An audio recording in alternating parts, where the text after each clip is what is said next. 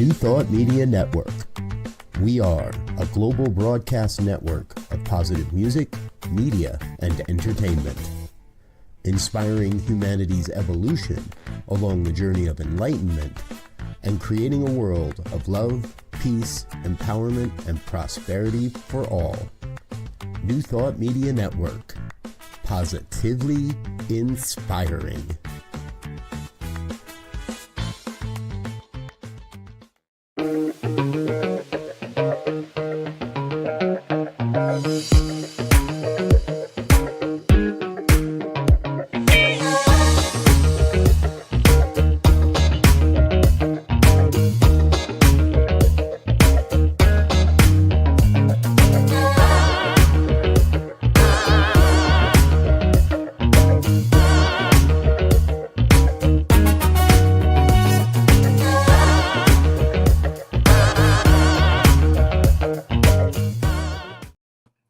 And hello there again, dear ones. Dr. Robert with you over here. Michele Wadleigh here. Hello, good to be back. Rev Z right here. There we go. And this is New Thought Today here on the New Thought Media Network. Oh my God, it's the end of September. And the good news there is it means it's almost time for the ANTN retreat, but we'll talk about that later. Dr. Michele Wadleigh, Rev Jersey Girl, is back with us in the house. Now, she's a fairly regular here on this program, so you see her at least 3 or 4 times a year here on the program, and that's been going on for a while. So we're very grateful you're back with us, dear one. How have you been? Life is interesting. I will just say it that way, and filled with twists and turns, and I'm growing because I'm required to grow. Yes. You either grow or you get blown over. So I'm choosing growth. I'm choosing expansion, and I'm choosing the life that I want, and not the life that would be dished out to me. So, and it takes a lot. It takes a lot to break patterns. It takes a lot. Have you noticed? Yeah. But one thing I found that makes it a little bit more palatable, if you will, is to get into the flow. Because you talked about life, and that's all there is: life, eternal, and the very essence of the thing itself is to create and evolve. So if we get stagnant or stuck in any moment of evolutionary change for the greater consciousness of the universe, then we're going to have problems. And so we have to grow, and we have to give in to the flow, the whole thing about grace and surrender, and then also about just opening up. It'll happen. Yeah, and for me, while I've been around a number of decades now, but I still feel like I have a lot of life inside of me. I'm not done. I'm not done creating. I'm not done writing books. I'm not done. And I do want to, and I know, I think I said this one other time here, and someone corrected me or told me who said it, but I want to leave life all used up.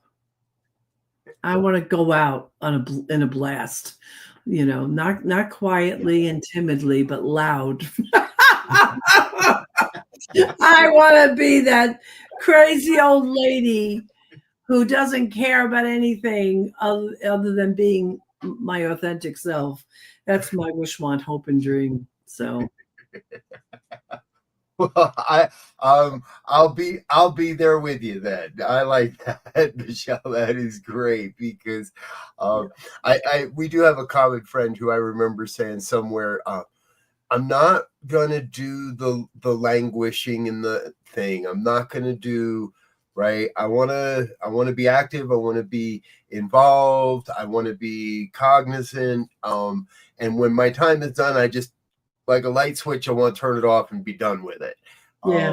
And that's important, because as I heard you say, right, I've now officially been around this movement more than a couple of decades myself, and the common theme that I've seen is the willingness, the engagement with our own growth.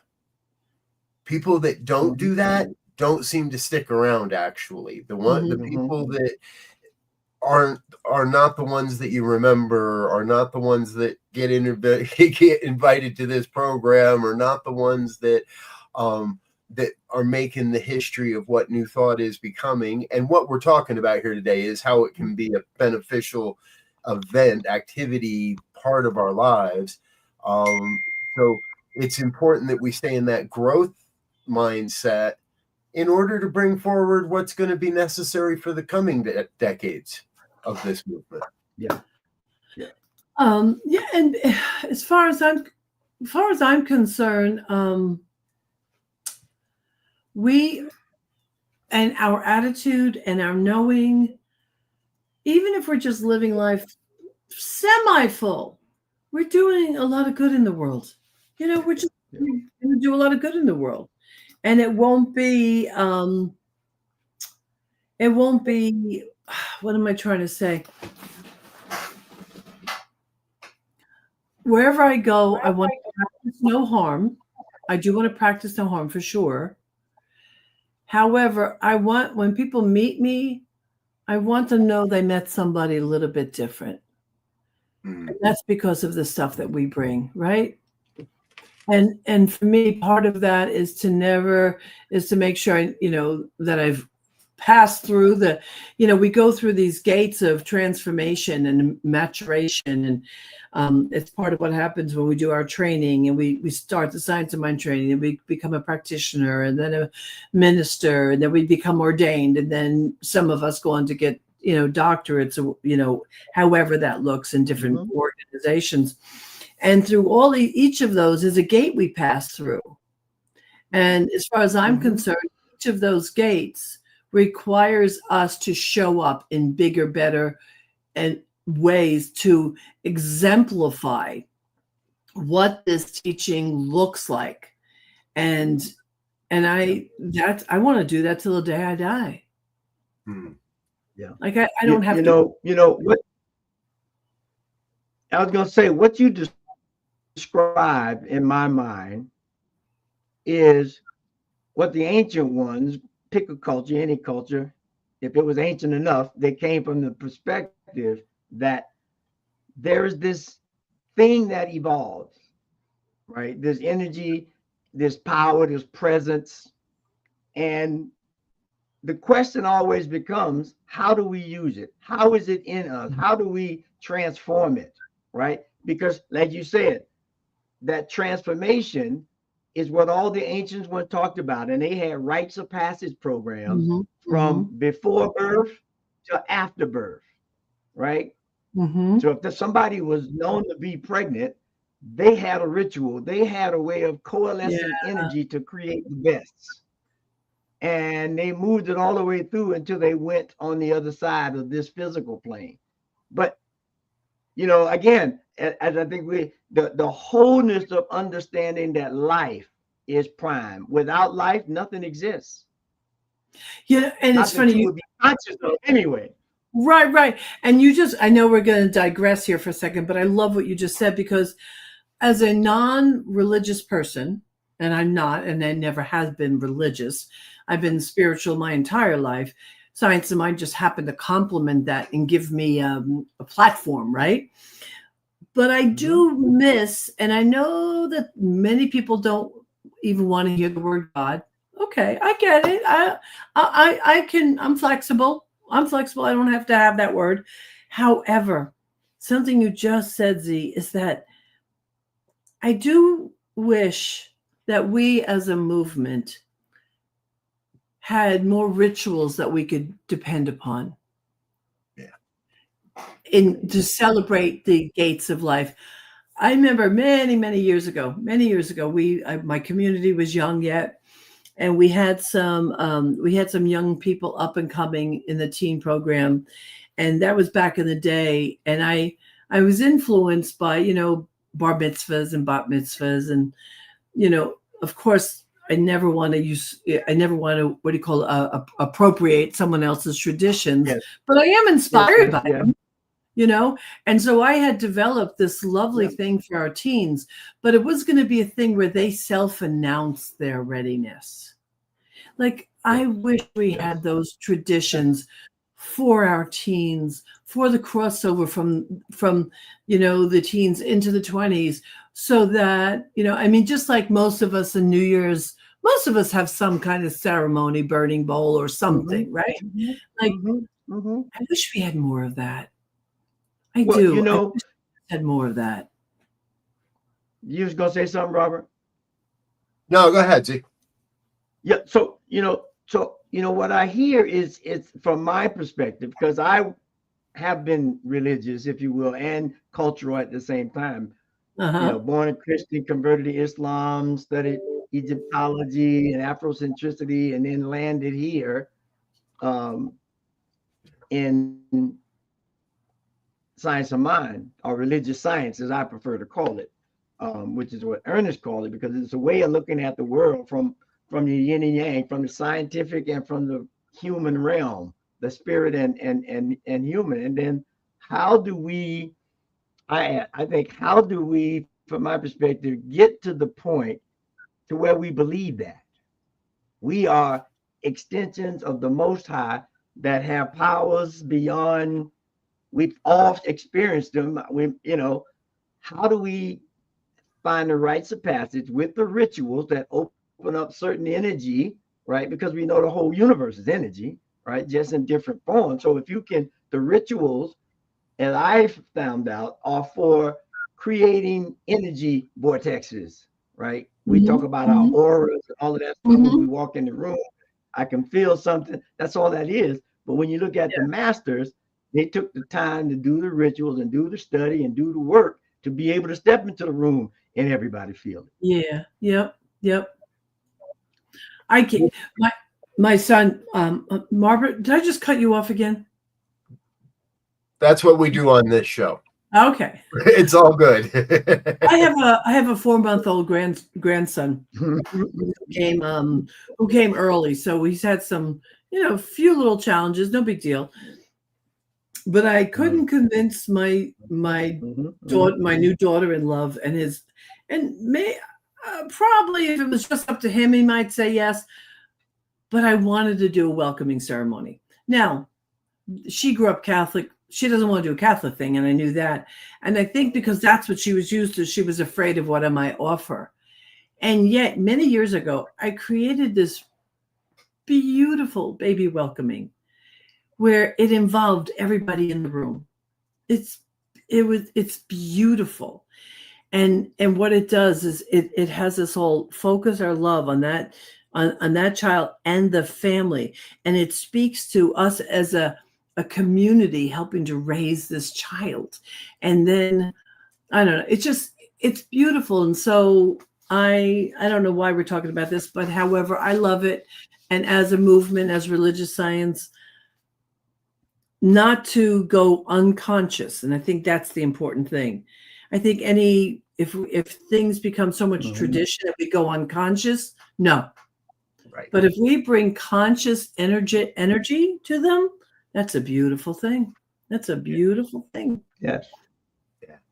I love this conversation because I agree. I don't think I've never seen a tradition or a ritual that is generally accepted across the whole movement, other than maybe a burning bowl. But we all do burning bowls differently too, right? We all have our own little, and we don't have the rites of passage. I've seen attempts, and I've seen some communities that can do that and don't do that. And I remember very clearly coming from a mid-sized center, if you will, at Salt Lake City, when I moved to Mile High and we became part of the Mile High community, in a much bigger community. And I don't even remember how long we had been there, but it came around that they were doing a different a christening, but not a christening. And and or a baptism. That's the word I'm looking for. Is a baptism, but without a baptismal font or going out to the river.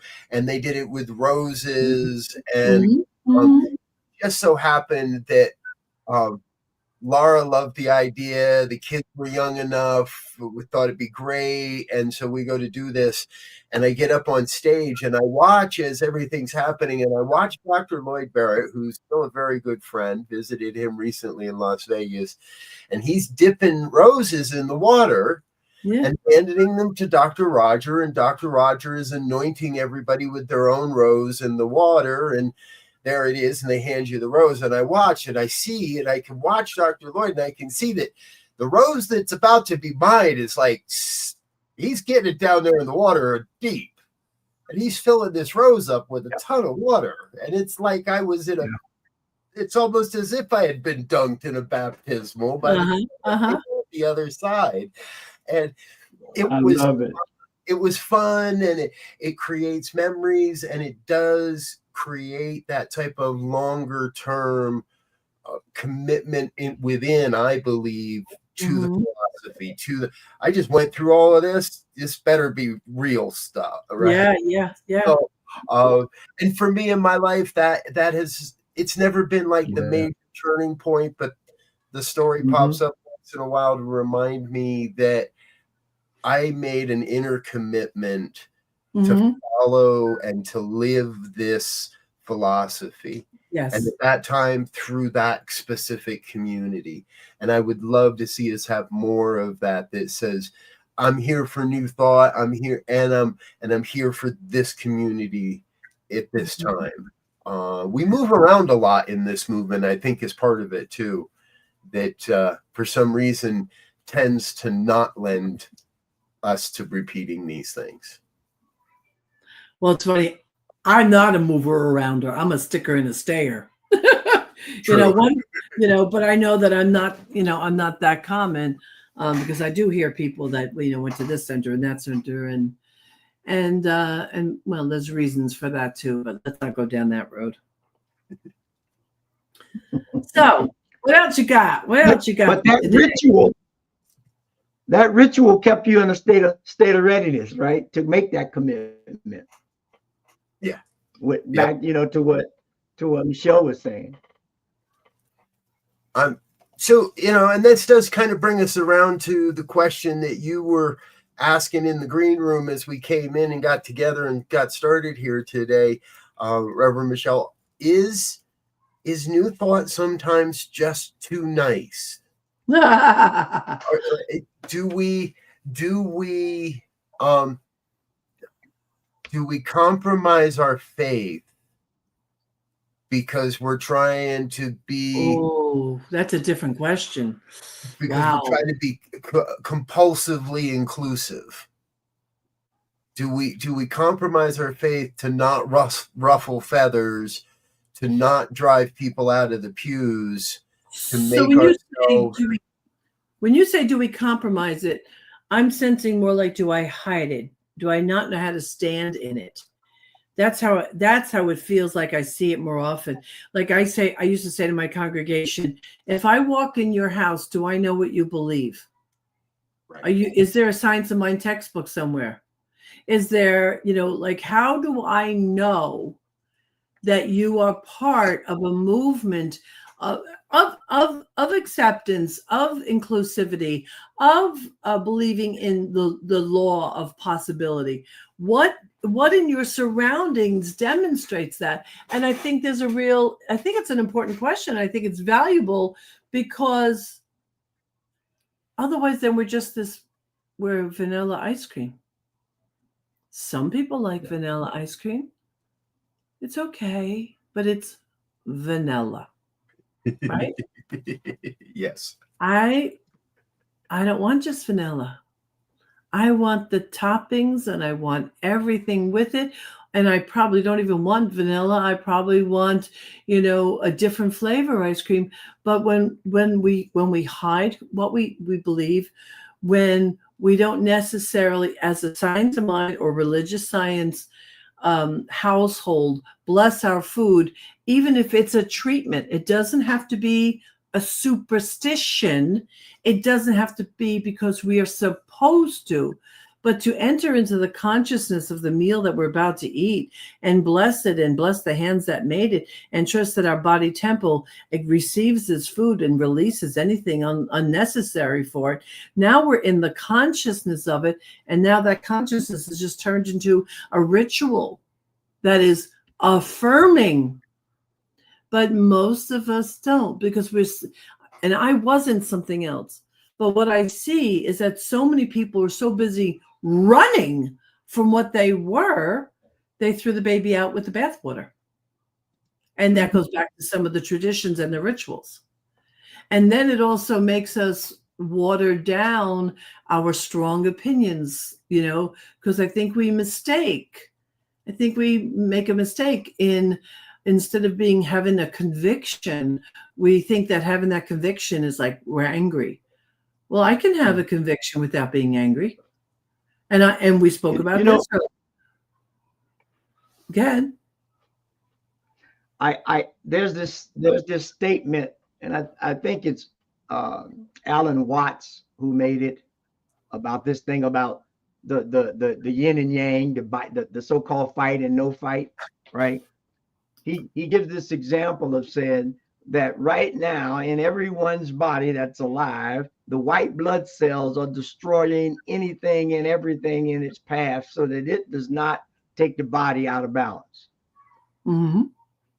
And so there is an ebb and flow of energy. We can call it whatever we want. The Taoists say, those who know do not say. Those who say do not know. You can't describe this. You have to experience this. And so when we start to describe, the words keep it moving. At some point, it's going to be opposed, and we're going to get left, right, up, down, horse, elephant, whatever. But we have to get to the understanding, Robert, and again, we talk about it all the time, life is prime. This energy, this thing, we've called it life. We could have called it whatever. We did that for convenience of communication. But there's an essence in the universe that is felt, that is live, that is growing. We have winter, spring, summer, and fall forever, right? As far as we know. So those people who you're talking about with faith, that's what they have tapped into. They understand that. And those who don't, then they still get stuck on the left or the right. My opinion. Mm-hmm. Mm-hmm. So, and my 11-year-old granddaughter entered middle school this year. And anyone who has that age kid knows middle school is hard, and young middle school girls especially can be vile. I've seen it, I've heard it, the stories, and I was looking really concerned about her. And I thought to myself, I did not want to say to her, just be nice to everybody and they'll be nice to you. So instead I said to her, be prepared. Sometimes people are shitty. And all I want you to do is be prepared. Be prepared with something to say so they can't catch you off guard. And I didn't tell her to say anything mean. I didn't tell her to curse, of course not. But I said to her, you're going to look them dead in the eye and you're going to say, really? Is that all you got? Or something of that nature. And I wanted her prepared, because I don't want to produce her to be this sweet little girl who won't say anything and won't stand for herself. Oh, hell no. And that's when being nice becomes not okay. Nice is not okay if you're not standing for yourself and you're allowing yourself to be walked over, or if man. So we're at a football game the other day. This granddaughter was cheering. It's funny. She doesn't say she has a football game. She says she has a cheer game. I love it. Anyway. So we're there, and my grandson and my other two grandkids were there. And my grandson says to me, Nana, some girl over there She poked me twice and she kicked me. I got to be honest with you. I immediately put my stuff down and came out this other. And I said, where? And we're walking over. Now, in the meantime, his little friend that was with him let him know that this little girl has autism. And what I loved is that upon hearing that, he goes, oh, never mind, Nana, I didn't know. Like it changed him on the spot. But I know for me, I want them to know this other part of your Nana is coming up and I'm not standing for it. But I love that they recognized it and immediately was like, oh, I get it. Yeah. You know, when you said you had a granddaughter going into middle school, my initial thought is, oh, we'll pray for her, right? Because I've had 2 kids go through middle school. Those with kids that have gone through that know that, yeah, there can be a lot going on. And there's a lot going on with us finding ourselves, with us, as you're talking about your granddaughter stepping into her truth. And it doesn't have to be nasty and it doesn't have to be ugly, but it does have to be direct. And strong. And I want to keep using that word strong. Yeah. It's, I will not stand for this. You cannot, this is not okay with me or around me or to my people. And when we have a healthy understanding of that, I think it is very important here in this conversation to know how to balance when to bring out the grandma bear and when, no, it's okay, Grandma, I didn't have all the information. Yeah, it was a great lesson. It was very sweet. I'm smiling because it reminds me of my favorite song, Kenny Rogers, The Gambler. You got to know when to hold them. You got to know when to fold them. You got to know when to walk away. You got to know when to run. You never count your winnings while you're sitting at the table. There'll be time enough for counting when the deal is done. So you have to find your energy, your flow of life that says, when somebody steps to me, I'm going to step to them. And it may be this way today, and it may be that way tomorrow. I'm in the flow of this, but I will stand up for who I am, speak my truth, proclaim my value, because that's all everybody wants to be. Everybody at essence wants to have a value and be included in this transformation of life, because that's what we're programmed to be. And you, both of you, you're ministers. You know the power of your word. And we are part of a grand community of people who know the power of our word. And the one thing I've learned is that the more I know the power of my word, the more powerful my word is. And so my wish, want, hope, and dream is that we use the power of that word, not to get over, not to become superior, but to stand for to have standards, not to have standards that are life producing, that promote communities where we feel safe. And right now, those standards in this country are being trampled on.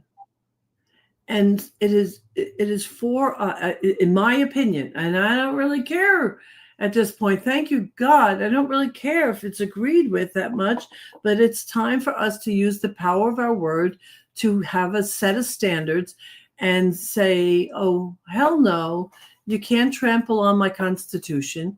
You can't trample on my rights. No. And I'm really, especially, what's the mayor's name in Chicago? I don't remember his name right now. Maripold, something. It starts with him, I think. I forget his name. But they don't want They don't what? What did you say, Z? They don't want the troops to come in Chicago, the mayor, the governor, none of them. And you're talking about The troops. I thought you said the troops. I'm like, Missouri. right, they're towing a No, line no. like Newsom. Newsom is putting a line in the sand. Have at it, folks. Yes. Put that line in the sand. And I'm not even trying to stand against anyone right now, except where rights that we have depended upon, that we've built this country upon, that you and I have believed in. And if it's going to change, let's do it the right way. Let's not do it from the top down, for Pete's sake. If it's not working, okay, let's do something. But not from the top down, not by the wave of someone's magical wand, for Pete's sake. Come on. Robert, you're muted, darling. You're muted. New Thought has never believed in the magical wand. So, but we do need to take a break and let a couple of our sponsors say hello. And I want to dive into this much more deeply in our next session, folks. Please stay with us. Also want to acknowledge our dear friend, Practitioner Zoe. A world that works for everyone requires action, determination, and a willingness to engage and confront as necessary. I think you're hitting us on all cylinders there. Oh, I didn't realize that was Zoe. Hi, Zoe. Yeah, so watching commenting from one of his other pages. So we're going to take just a minute and a half, folks, to take a breather and a sip of water, but we're going to be right back with more on the New Thought Media Network and New Thought Today. Our special guest today, Reverend Dr. Michele Wadleigh. Please don't go away. We'll be right back.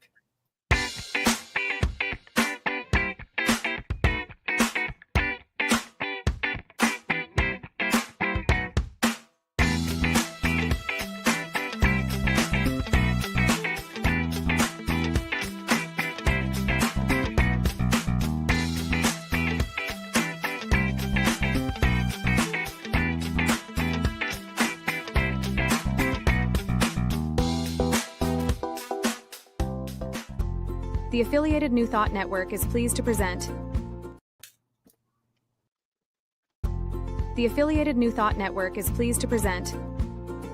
Deep Within, Mining Our Hidden Treasures. A hybrid spiritual retreat, October 6th through the 10th at Unity Village in Lee's Summit, Missouri. Featuring our opening keynote address from Reverend Michele Wadleigh. Our Tuesday evening Raise the Roof experience with Reverend Dr. Martha Creek. Special musical artist Ricky Byers.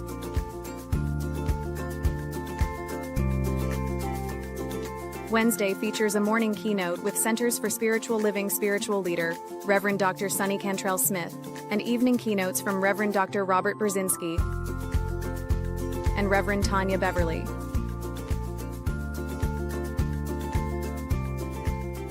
Reverend Dr. Janine Burns rounds out our keynote speakers on Thursday morning. Visit www.antn.org for more details. Virtual and in-person registration is now available. We would love to see you there. ANTN, connecting the New Thought community through consciousness and love. And we're back with more of New Thought Today here on the New Thought Media Network. Our guest, Reverend Dr. Michele Wadleigh, and we've been having this great conversation. If you're just joining us, this is getting deep already because we're in our eyeballs in it. And the central theme is, how does New Thought become more effective in the world? Because one of the things I heard just before the break was our tendency has been to remain silent. Our tendency has been maybe to answer the tough questions with a simple platitude, but it's easier to say, well, Ernest said this, or this is what we believe, but are we really standing voice to voice, as it were, with the voices right now that I see, and I think we're talking about, of hate, those voices that come from hate.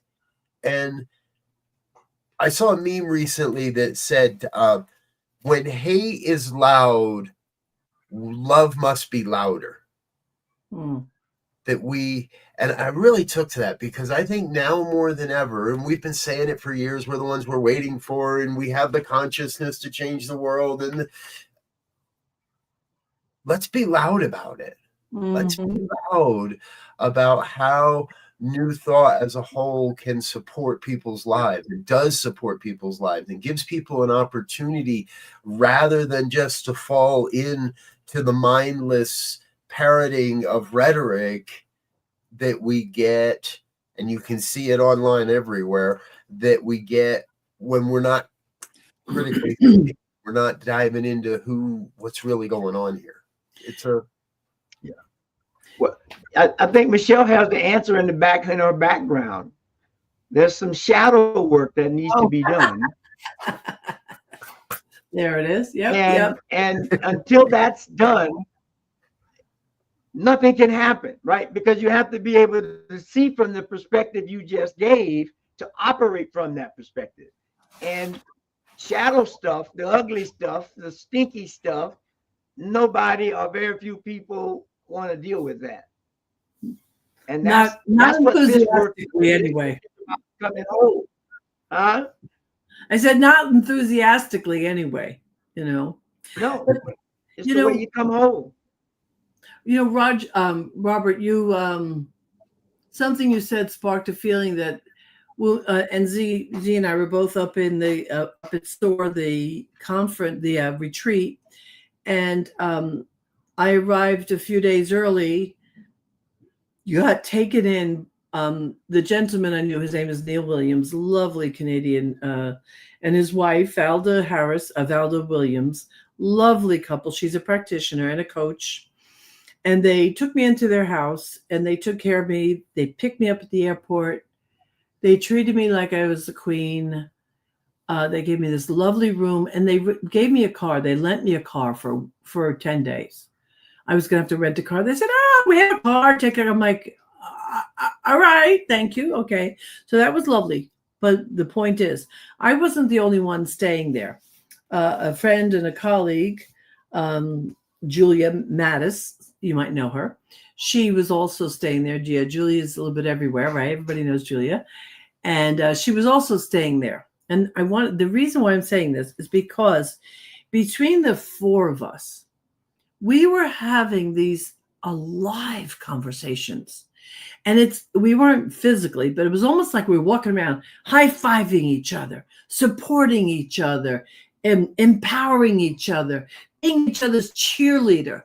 I could have hung in that space for like months because we were so for our growth and our development. And there was nothing but love in the room, even with maybe some challenging conversations. I want to see those of us in this movement, in religious science and science of mind, whatever you want to call it, to have that practice in their homes. And sometimes we save the best of us for outside the home. And I think we need to not do that. But imagine if everywhere you went, someone could depend upon you for, yes, holding a stand, having a standard, standing for truth and what's right, but then seeing into your soul and believing in each other's soul. And I think that's what happens when we go to conferences. We drop the guard, we haven't dragged it in the room, and we're only seeing each other's soul. What a world it would be if we were more focused on each other's presence and soul than in the challenges. And I know for me here in my home, it's not always an easy practice, but I make sure I practice this in my home. And when you walk into my home, I'm sure you feel it. I know you feel it because I've gone out of my way to cultivate. Yeah. Well, the thing that, go ahead, Robert, you're muted. I can say even beyond your home, with you personally, I can feel it when I'm in your company. I can feel it when you're in the room. I can feel it when when you have brought your presence. Now, my understanding or my belief is that points directly towards the decades of commitment you have made to yourself, to this philosophy, to living this, to, as you were saying earlier, being able to prove when you walk in the house, when Michelle's in the room, you know it. I hope so. That I've been working at that for a long. I don't. If you walk away from me and you're not feeling better about yourself, I did something wrong that day. I made an error. Yeah. And do I make them? Yeah, but not nearly like I used to. Not nearly. I'm looking for. I mean, we just went down a slightly different road again. I hope it's okay, but I'm looking to identify. It's almost like a different kind of namaste practice, and I just use this as a retreat. And like the innocence in me salutes and honors the innocence in you, because we all have that place of purity, and when we walk around righteous, we blind ourselves to that perfection in each other. I want to see us religious scientists be that wherever we go, people wonder, wow, what does he do? Wow, what does he know? Wow, who is he? What does he practice? Like, people should want more of what we have just by being in our company. Where we melt away the separation in the most beautiful way possible. And you made something on the first half about our teaching, our study, our thing is about the power of the word, which means thought, creation, imagination, visualization, all these things that we boil down in one way or another sometimes to say intentions, but that's where the intentions come from. When we are able to establish a clear tonal resonance for whatever it is, anything and everything like it will be drawn and will be vibrated. Just like I can speak in this audience, that old Is It Live on Memorex tape with Ella Fitzgerald, and she cracks the glass at a certain sound resonance. And for those who don't know Ella Fitzgerald, go look up jazz. You come up with some funny memories. but that's what I hear you saying. Everybody has to be in tune with who they are, so that they can be confident enough, strong enough, practice enough, ritualed enough, so that they cast out a tone, and anything like that tone will be drawn unto itself. Yeah.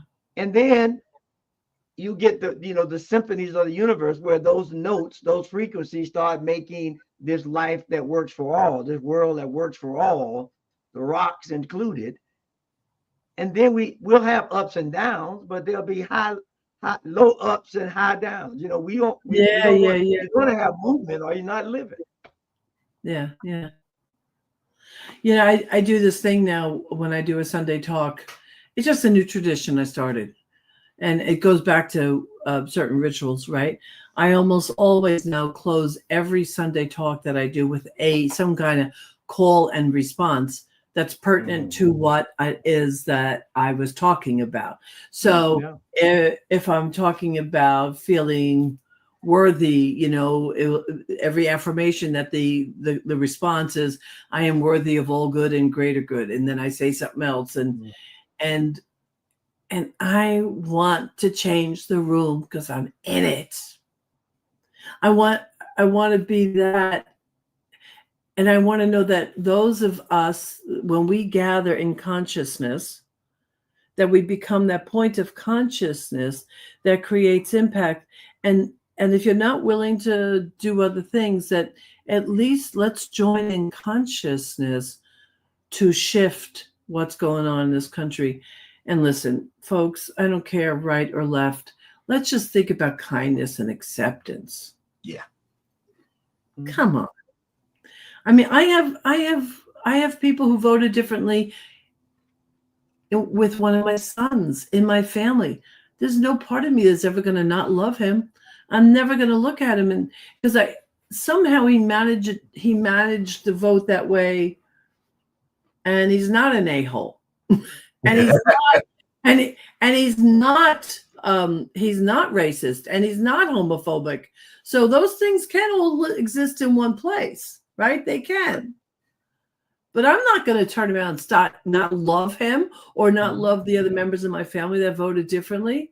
I'm going to maintain my position and my opinions, but I'm going to do it with love, which is what you just said.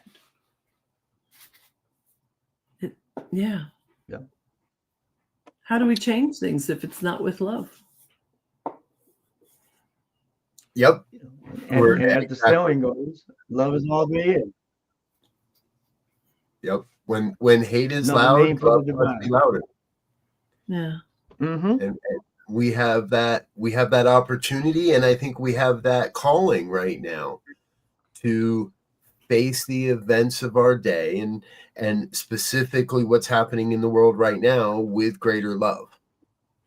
Because I watched a speech today that turned my stomach, and I could have easily spent most of my day railing online against the person that gave that speech, and I could have railed online against the policies and the ideas and the perspectives shared.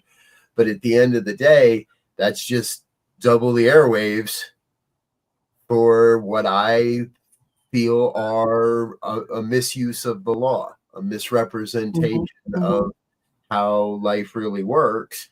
And I've got to be the avenue that shouts love more loudly. It brings a bit more of that to the world. Yeah. And I don't want to leave the people like, yes, yes, yes. And I want to make that clear. It's yes, and I want to make sure that people that are marginalized know that that doesn't make me passive. Right. I'm not passive. Right. I ain't standing for this shit anymore. Yes. I will. I mean, at some point, you have to take your stand. Yeah. Yep. I'm really interested what's going to happen on October 18th with the next No Kings march and rally. The organizational concept of No Kings, however it's organized, and I don't know because I'm not in leadership or anything, but it seemed to mobilize a lot of people to be willing to come out and be seen and be heard and be counted. And so I'm really interested to see what's going to happen with this next one on October 18th and how we can influence that consciousness. And I shared back with the first one that while my wife and I marched, I was very clear that I was not out there yelling F so-and-so. I was not swearing down, and I did not join in those chants when that happened. Yes. But I joined in the chants that were, that not only were loving, but were the not neutral, that were affirmative in what we want to see. Yep. And I think we can be loud in our affirmations of what we want to see moving forward. You know, I had a client, and last year I was coaching him, and he was telling me that he was showing up at the rallies when the leadership changed over. So I guess it was this year.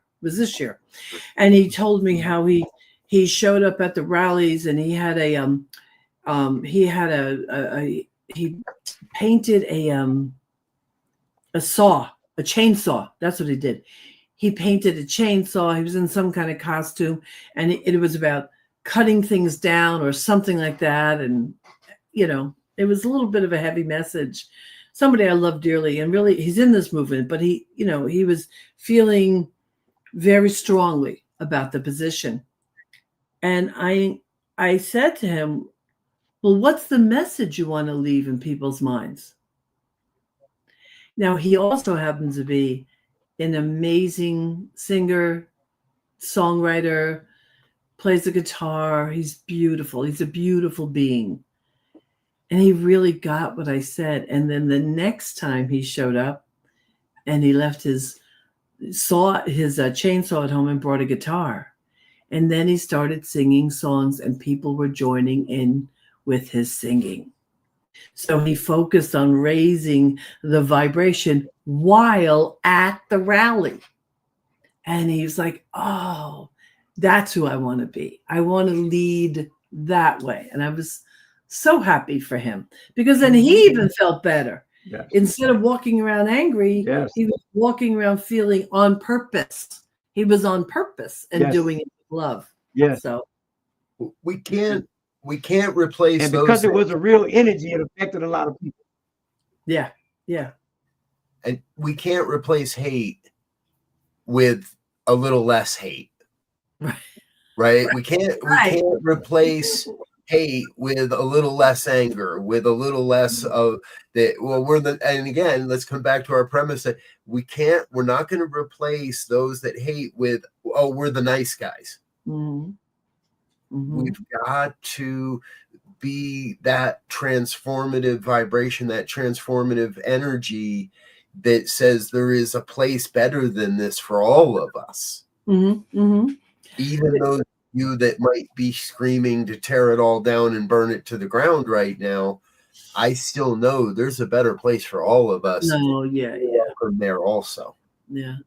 You know, and when you travel, I haven't traveled, I'm not that well traveled in this country. I've traveled a little bit, but the traveling that I do, I rarely I don't like to generalize. However, I can't tell you the last time I ran into someone who I thought was a complete idiot. More often than not, I find kindness. Like so I think sometimes we have these ideas, and we are being gaslighted with the brilliant marketing that's happening, because we're being marketed hatred. We're being marketed all these things, right? It's social media marketing. But if you go out and you drive across the country, can you find pockets of stuff? Yes, I know you can. But you're going to have to really look for them. Because more than not, most people are kind, and most people are helpful, and most people are welcoming. Yeah. Very true. At least that's my experience. And unless you're in Canada, everybody in Canada is nice. They drive nice. Everybody is. Especially in Banff. Yeah, like, oh my God, these people are so nice. That's another episode. So, and before we completely run out of time here this morning, folks, Reverend Michele, tell us a little bit more. What do you got going on? I believe there's a new edition of the. Oh my God! Yes, thank you for asking me about it. Yeah, my new edition of my forgiveness book, which I happen to have right here. I wasn't even planning it. This is what the new one's going to look like. So we have the shadow book, which is this one, and the forgiveness book. And so this is coming out on November 11th. I will love all of you forever and ever if you pre-order this from anywhere, from any of your booksellers, especially Barnes & Noble. Barnes & Noble, Amazon, please pre-order it. My publisher would love to see my pre-orders. But the beautiful thing is I just recorded it also. So it's going to be on Audible. It wasn't easy. It's a workbook, so it was a little complicated, but it's on Audible. So that's happening. And I'm about to receive my third book for author editing. So that's coming out next June.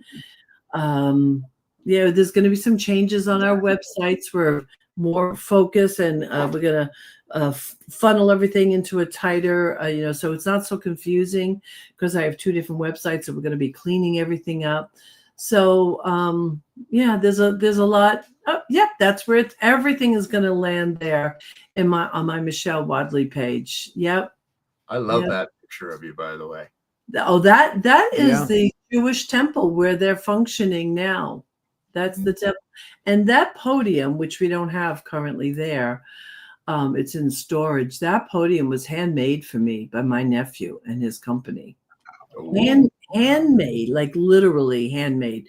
No nails. No, it was like beautifully put together.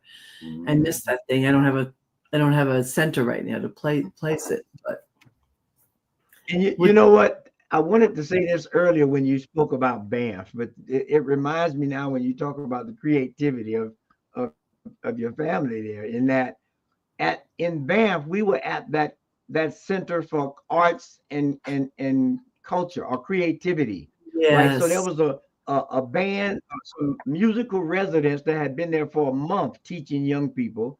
We were there with a spiritual conference, and then there was another math group that was studying 3D geometry, and that, and then we'd all meet for lunch and or whatever, and the interaction was just great, which is Yeah. the magic of creating community and the craftsmanship that no longer exists because we don't have those kind of spaces to teach it. Yeah. Yeah. It was beautiful. It was a beautiful experience. Yeah. Folks, Absolutely. we're going to take one more real quick break and say thank you to our organizational sponsors and individual donors, but we're not done with Reb Jersey Girl just yet. We're going to come back with our final thoughts, so stay with us. We'll be back in just a moment. Please help us say thank you to our organizational sponsors, including the Hefferland Foundation, Affiliated New Thought Network, International New Thought Alliance, Science of Mind Archives and Library Foundation, Center for Spiritual Living Denver, Center for Spiritual Living Midtown, New Thought Philadelphia, Planned Happiness Institute, Summit Center for Spiritual Living, One Heart Retreats, Center for Spiritual Living on the Lake, Unity Kitchener, Unity Spiritual Center Ottawa, Om Center for Spiritual Living, Satya Center, Begin Within Ministries, Center for Spiritual Living North Jersey, Unity of Savannah, and the Center for Spiritual Living Seattle, as well as all of our individual donors. Thank you for being part of the New Thought Media Network. Please like, share, and subscribe. New Thought Media Network, positively inspiring.